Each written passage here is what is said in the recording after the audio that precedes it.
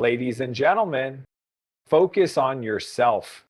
In a world that constantly tries to distract you, influence you, and pull you in 100 directions, your power lies in one thing: focusing on you. We're taught to care about what others think, to chase validation, to please, to compare, but none of that builds your future. None of that pays dividends in the long run. The real ROI, it's in the time, the energy, and the effort you put into becoming the best version of yourself.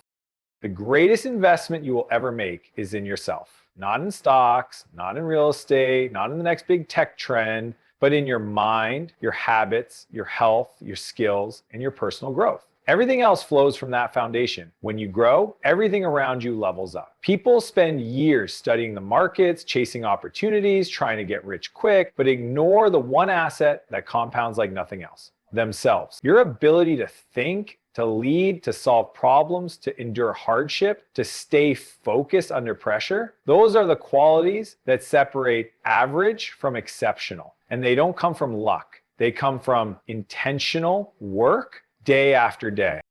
If you want more out of life, you have to become more. That means reading the books, listening to people smarter than you, asking better questions, and challenging your own beliefs. It means learning to control your thoughts, your time, and your energy. Because if you can't lead yourself, you'll never be able to lead a business, a team, or a family. Investing in yourself also means saying no to things that don't serve your vision. It means cutting out distractions, reducing noise, and surrounding yourself with people who demand more from you than you do from yourself.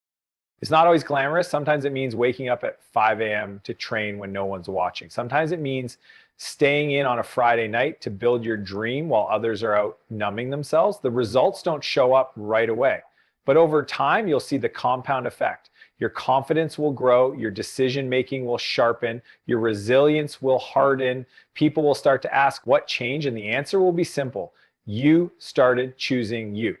Not in a selfish way, but in a strategic way. You realize that when you show up as your best self, you elevate everyone around you. That's not ego, that's ownership.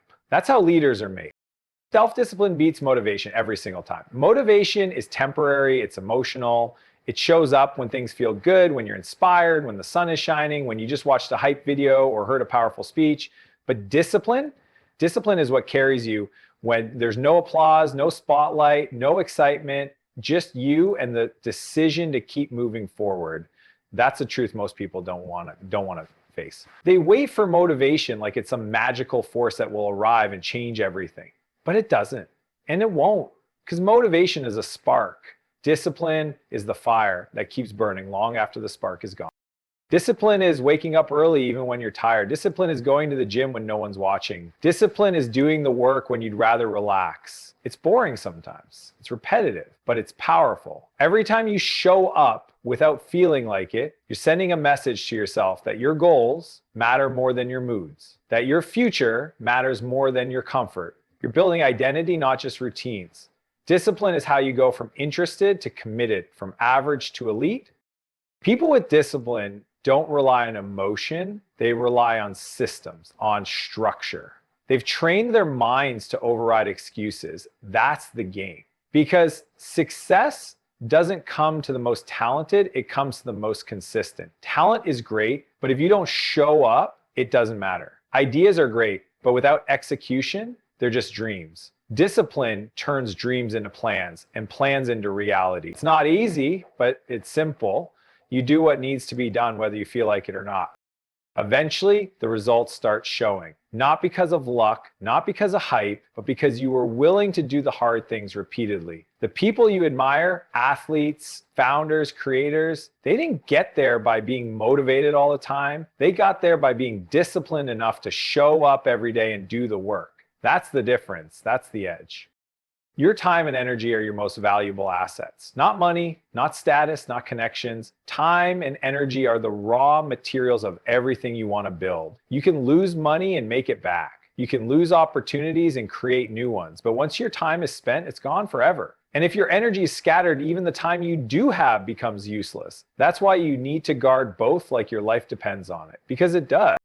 The difference between people who live with purpose and those who drift isn't intelligence or talent. It's how they choose to spend their time. It's what they allow into their minds. It's who they give their energy to. Most people waste their days reacting to things that don't matter, scrolling endlessly, gossiping, complaining, chasing distractions. They treat their time like it's unlimited.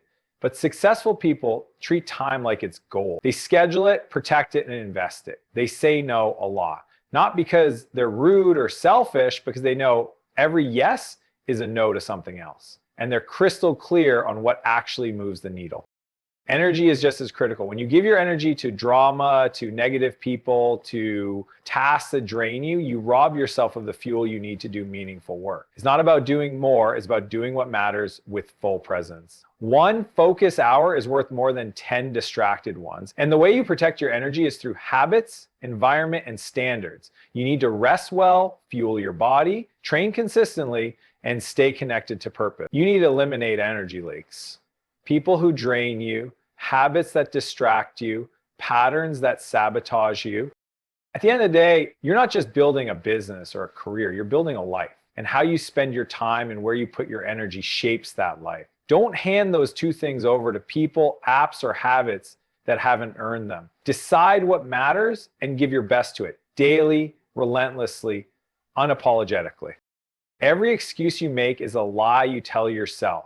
That sounds harsh, but it's the truth. Excuses feel real in the moment. They sound logical, even responsible. But if you dig deeper, you'll find that most of them are just stories you create to protect yourself from discomfort, failure, judgment, or the fear of falling short. You say you don't have time, but you watched 3 hours of Netflix last night. You say you're too tired, but you scrolled through your phone until 1 a.m. You say you don't have the resources, but you haven't even used what you already have. These are not facts. These are comfortable lies we tell ourselves to avoid doing the hard work.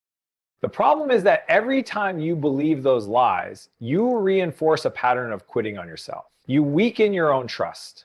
You teach your brain that it's okay to stay small, to stay stuck. And over time, those small lies compound into a big reality. You're nowhere close to where you could be, not because of anyone else, but because of the stories you've chosen to believe. The truth is, you don't need perfect condition. You don't need more time, more money, or more talent.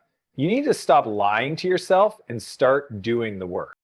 The most powerful people in the world have the same excuses available to them, but they choose not to use them. They still feel fear, they still feel resistance, but they move anyway. That's the difference.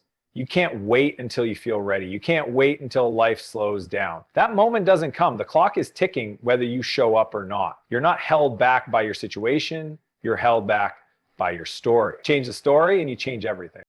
If you want freedom, you have to start being brutally honest with yourself. Call out the lies, replace them with truth. Truth is uncomfortable, but it's also freeing. And once you realize that you've been the one holding the pen the entire time, you can write a new chapter. No more blame. No more excuses, just ownership. That's where real power begins. Environment is stronger than willpower. You can have the best intentions, the strongest goals, and the clearest vision, but if your environment doesn't support your growth, it will slowly erode your progress. People think they just need to be more disciplined, more focused, more committed, but what they really need is to build an environment that makes the right choices easier and the wrong ones harder. Willpower is a limited resource. It fades, it gets tired, it bends under pressure. But your environment is there all the time, shaping your actions when you're not even aware of it. If your phone is full of distractions, don't be surprised when you can't concentrate. If your kitchen is filled with junk food, don't act shocked when your diet slips. If you surround yourself with people who constantly complain, criticize, or settle, don't expect to feel inspired or driven. You become what you're around. That's not weakness, that's human nature. And the most successful people don't rely on willpower alone, they engineer their surroundings for success. They remove temptation, they design systems, they create spaces that push them forward. It could be as simple as putting your phone in another room when you're working, setting out your gym clothes the night before, or making sure the people you speak to the most are also chasing greatness. These small decisions compound. They reduce friction. They conserve your energy for what matters most. You don't rise to the level of your goals, you fall to the level of your systems. And those systems live inside your environment. Change the environment and you'll change the behavior. Change the behavior and you'll change the results. You're not weak because you keep falling into old habits. You're just fighting a battle that your surroundings are designed to make you lose. Start setting yourself up to win. Not once, not temporarily, but daily with intention. That's how real transformation begins. Your past does not define you. Your decisions today do. Too many people carry the weight of who they used to be like a badge they never asked for. They let their past mistakes, failures, or missed opportunities become a permanent label, a reason to settle, a justification for staying small. But the truth is, your past is just information. It's not a life sentence. It's not a prediction. It's not your identity. You are not what happened to you. You are what you choose to do next. Every day is a fresh vote for the kind of person you want to become. You can't change what's behind you, but you have full control over what's ahead. And that power lives in the present moment, in your next choice, your next action, your next step forward. What matters most is not what you've been through, but what you're building. You don't have to be defined by your failures unless you keep living in them. You don't have to carry guilt or shame unless you keep feeding it. You get to decide right now who you want to become and then start showing up as that person, regardless of what anyone else expects. People will try to remind you of your past. They'll want you to stay where they're comfortable seeing you, but you don't owe them consistency with your former self. You owe yourself growth. Progress doesn't require permission. It requires courage.